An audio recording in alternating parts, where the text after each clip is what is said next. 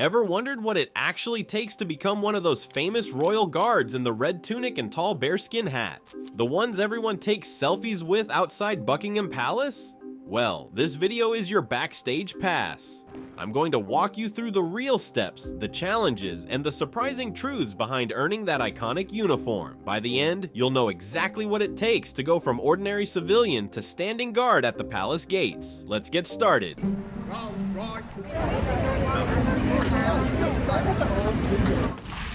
Good shooting, 3 out of 3.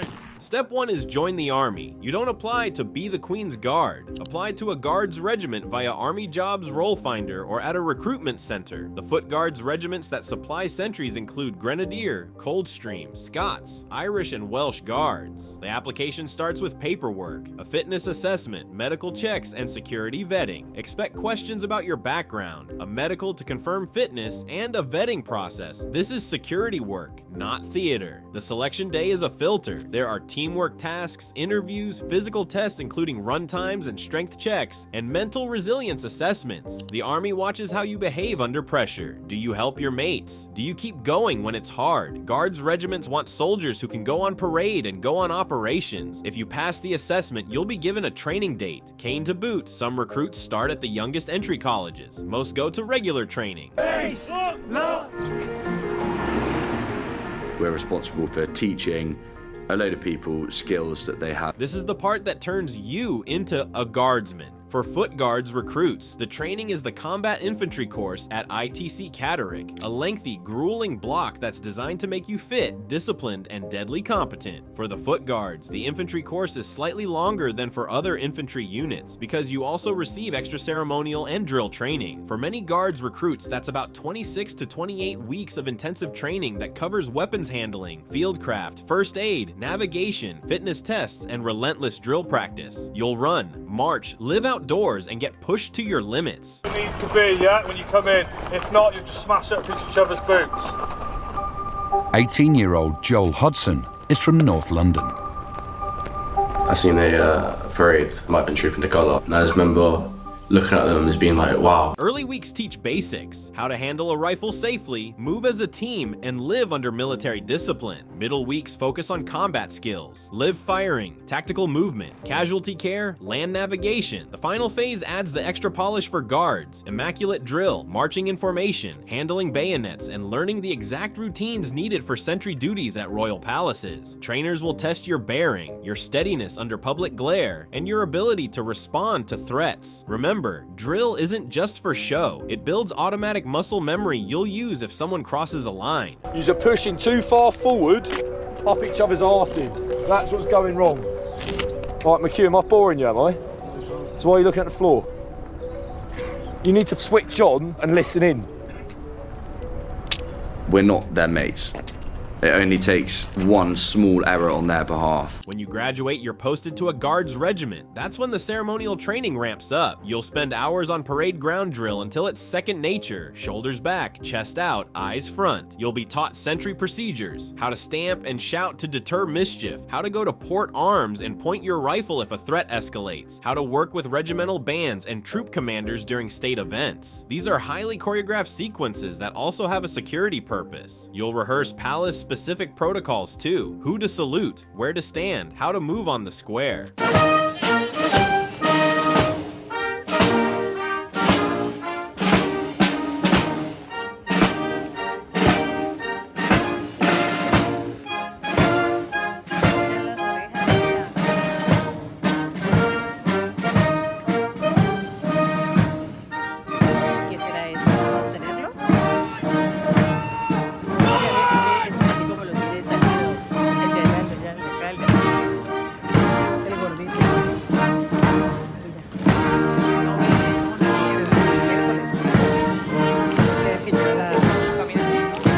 public duty tour might last 24 to 48 hours at a time. While posted at Buckingham Palace or St. James's, a typical cycle is 2 hours on sentry duty, then 4 hours off, while the detachment remains on overall guard for the 24 or 48-hour spell. On a 2-hour shift, you will not sit, smoke, eat, or stand easy. You're there to be alert. Every 10 minutes, you will come to attention and perform a short march across your post to show presence. It looks theatrical, but it's also a practical deterrent and a disciplined routine. People assume guardsmen live in the palace forever. Not true. Most time is spent training, maintaining kit, going on exercises, or deploying on operations like any other infantry unit. Being a guard is a prestigious posting, but it rotates. You'll do your public duties, then return to the regiment's other tasks. That means continued physical training, live firing, leadership development, and sometimes overseas deployments. So if you want glamour but hate the idea of being a soldier, this isn't for you. Let's address some myths about the Royal Guards. Myth 1. They're just standing there doing nothing. False. They're trained soldiers and are taught how to handle nuisance and security incidents. If someone gets in the way, the sentry follows a graduated procedure. Stamp to warn, shout a command such as stand back from the King's Guard, and if needed, point the rifle. This is an established drill and part of their training.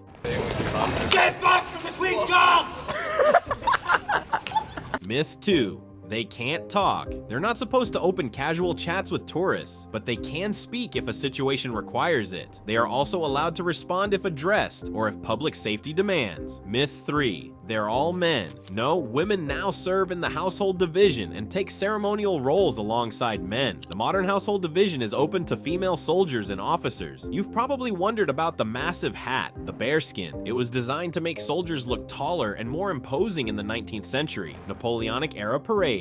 It also shadows the eyes slightly, which helps the stern, unreactive look, but the cap's main job is visual impact and regimental tradition. Care for the uniform is taken seriously. Polishing boots, brass, and maintaining immaculate tunics is part of the job. You might be wondering, how much do they earn? A guardsman is a soldier, so pay follows army pay scales. The rates change with rises and rank progression. There are other benefits too: subsidized accommodation, medical and dental care, pension, and sometimes retention or deployment allowances. For exact numbers, consult the Army's official pay pages. These figures always get updated. If you want this life, train for fitness, read the Army's official guidance, be realistic about commitments, and prepare mentally for discipline and performance under public scrutiny. If you're overseas or non-Commonwealth, check nationality rules early. Getting settled status or residency is often the hurdle. Above all, respect the role. Visitors love them. Guardsmen expect respect because the job is real and sometimes dangerous. So there you have it, the full path from recruit to red tunic. It's tougher than the photos make it look, built on discipline more than drama, and when duty calls, it's a lot more serious than a tourist attraction. Which part shocked you the most? The training, the sentry rules, or the bearskin itself? Drop your answer in the comments below. But before we wrap up, let's go through some of the most common questions people get wrong about the Royal Guards. How much do King's Guards get paid? Salaries vary by rank and experience, but the UK Armed Forces implemented a big pay uplift in 2024. The starting pay for new other ranks was increased to roughly £25,200 per year from 1st April 2024, and pay rises continue by rank and longevity, plus benefits, accommodation, subsidized food, medical/dental in many cases. Use official pay tables for exact current rates for a specific rank. Can an American join the Royal Guard? Not directly as a US citizen. The British Army normally accepts British, Commonwealth, and Irish nationals. Non-UK nationals generally need settled status, ILR, or fall under special recruitment windows. If an American has ILR or dual nationality, they could apply. Check the Army's nationality rules before applying. Are Queen's Guards trained because most of people disrespect them? They think they are just standing there for fun. Yes, they're fully trained soldiers with regular infantry training, weapons handling, and security doctrine. The standing still part is ceremonial. Their primary duty is protection, and they are trained to escalate if someone becomes a threat. They can and do act when public safety or security demands it. Are the Queen Guards allowed to talk? They are not there to chat, but they can speak if necessary. Protocol requires them to stay composed and not open casual dialogue with tourists, but they will shout warnings, give orders, or take other action if someone interferes or is a threat. The sentry procedure specifically covers how to handle nuisance threats. Can a Royal Guard be female? Absolutely. Women serve in the household division and in guard regiments. Female officers and soldiers have taken public duty roles in recent years as the regiments opened up.